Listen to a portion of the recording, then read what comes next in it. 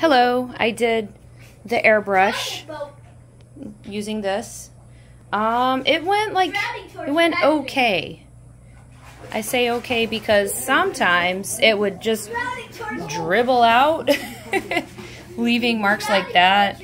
But again, if I have a saying, it's perfectionism is not an option. So, perfect is not an option.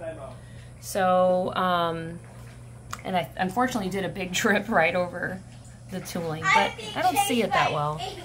And it's not like perfectly even, but it's pretty, you know, I'm okay with this.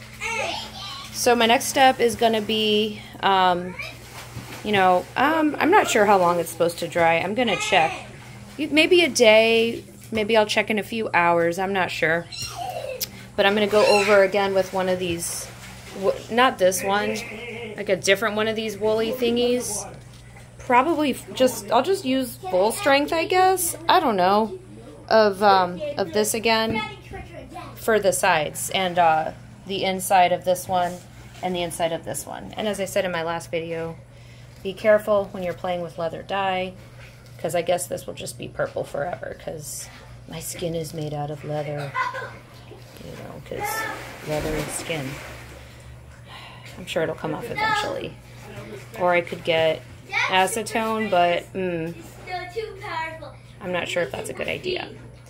Anyhow, don't try that at home. But yeah, like so far, I think I'm pretty happy with it.